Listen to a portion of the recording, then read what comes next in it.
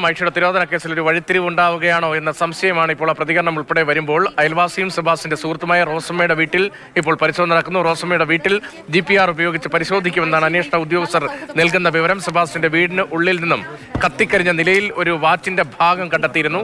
റോസമ്മയുടെ വീടിനോട് ചേർന്നുള്ള പൂട്ടിക്കിടക്കുന്ന കോഴി ഫാമിൽ തിരച്ചിൽ നടത്തുകയാണ് ഇപ്പോൾ ഉദ്യോഗസ്ഥർ. അവിടെ നിന്നുള്ള ദൃശ്യങ്ങൾ കൂടി ഇപ്പോൾ കാണാം.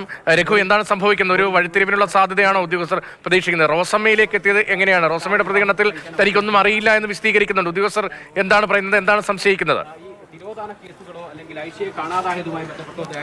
രതീഷ്, റോസമ്മ താമസിക്കുന്നത് ഐഷയുടെ വീടിന് തൊട്ട് ചേർന്ന്, അതായത് ഐഷ വിറ്റിട്ട് പോയ വീടിനോട് തൊട്ട് ചേർന്നാണ് റോസമ്മ താമസിക്കുന്നത്. മൂന്നുപേരും തമ്മിൽ നല്ല സൗഹൃദമുണ്ടായിരുന്നു. റോസമ്മയാണ് ആദ്യഘട്ടം മുതൽ ഈ ആക്ഷൻ കൗൺസിൽ അടക്കം റോസമ്മയുടെ ഒരു പങ്ക് ഇതിനെക്കുറിച്ച് സംശയിച്ചിരുന്നു. ഇപ്പം ആക്ഷൻ കൗൺസിലിൻ്റെ അംഗം രൂപേഷ് എന്നോടൊപ്പം ചേരുന്നുണ്ട്. രൂപേഷ്, നിങ്ങൾ ഈ ആദ്യം മുതൽ ഈ റോസമ്മയുടെ ഒരു കാര്യം പറയുന്നുണ്ട്. എന്താണ് നിങ്ങൾക്ക് ഈ റോസമ്മയെ സംശയം വരാൻ കാരണം? നമ്മൾ ആദ്യം മുതൽക്ക് തന്നെ പറയുന്ന കാര്യമാണ്, സെബാസ്റ്റ്യൻ നിരന്തരമായി ഇവിടെ വരുവാറുണ്ടായിരുന്നു, ഇവിടെ താമസിച്ചിട്ടുണ്ട്. അതുകൊണ്ട് ഈ പ്രദേശത്ത് ഒരു വീട് അപ്പുറയാണ് ഐഷ എന്ന് പറയുന്ന മിസ്സിംഗ് ആയ സ്ത്രീ. അത് 2012-ലാണ്. ഈ കേസുകളെല്ലാം എടുത്തു കഴിഞ്ഞാൽ 2012-ലാണ് ആദ്യത്തെ മിസ്സിംഗ് കംപ്ലയിൻറ്റ് രജിസ്റ്റർ ചെയ്യുന്നത്. 2017-ലാണ് ബിന്ദു പത്മനാഭൻ്റെ കേസ് വരുന്നത്. ഇപ്പോൾ ജൈനമ്മയുടെ കേസും വരുന്നു. അപ്പോൾ ഇതെല്ലാം കണക്റ്റിംഗ് ആണ്. ഈ കാലയളവിലെല്ലാം ഇദ്ദേഹം ഇവിടെ വന്ന് പോയിക്കൊണ്ടിരിക്കുന്ന ഒരാളാണ്. അപ്പോൾ ഈ റോസമ്മക്ക് ഏകദേശം കാര്യങ്ങൾ അറിയുവാൻ സാധിക്കും.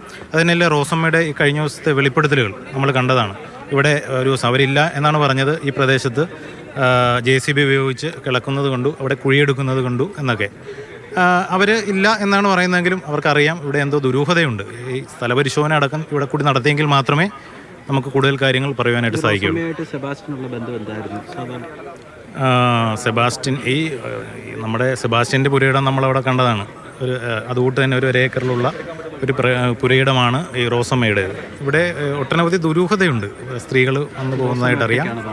ഒറ്റക്കാണ് താമസിച്ചുകൊണ്ടിരിക്കുന്നത്. ഇടയ്ക്കൊരു ബന്ധു, ഒരു സ്ത്രീയും വേറൊരു ആളുടെ ഭർത്താവെന്ന് പറയുന്ന അവരിവിടെ ഉണ്ടായിരുന്നു. പക്ഷേ ഇപ്പോൾ അവരെക്കുറിച്ച് വിവരമില്ല. അതെ. ആദ്യം ഒരു വിവാഹം റോസമ്മ കഴിച്ചിട്ടുണ്ട്. അത് തപാൽ ഡിപ്പാർട്ട്മെൻറ്റിലുണ്ടായിരുന്ന ആളാണ്. അദ്ദേഹം മരണപ്പെട്ടു.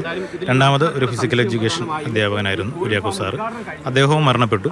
പിന്നീട് ഒറ്റക്കാണ്. പക്ഷേ സെബാസ്റ്റ്യൻ വിവാഹാലോചന നടത്തി എന്നൊക്കെയാണ് റോസമ്മ വെളിപ്പെടുത്തിയിട്ടുള്ളത്. അതെ, ഒരു വീട് അപ്പുറത്തുള്ള വീട്ടിലാണ് ഐഷ താമസിച്ചുകൊണ്ടിരുന്നത്. നമ്മൾ ദൃശ്യങ്ങളിൽ കാണുന്നതാണ് റോസമ്മയുടെ വീട്. ഇതിൻ്റെ പുറകിലായിട്ടാണ് ഐഷ മുൻപ് താമസിച്ചിരുന്ന വീട്. അവരിൽ നിന്ന് വിട്ടുപോയി. റോസമ്മയുടെ വീടിൻ്റെ തൊട്ട് എതിർവശത്തായിട്ടാണ് ഈ കോഴി ഫാം ഉള്ളത്. ഇത് ഒരു വർഷത്തിലധികമായി അടച്ചിട്ടിരിക്കുകയാണ് എന്നുള്ളതാണ് നമുക്ക് മനസ്സിലാവുന്നത്. വലിയ ദുരൂഹത വീണ്ടും ഉയരുകയാണ് ഈ കേസുമായി ബന്ധപ്പെട്ട്.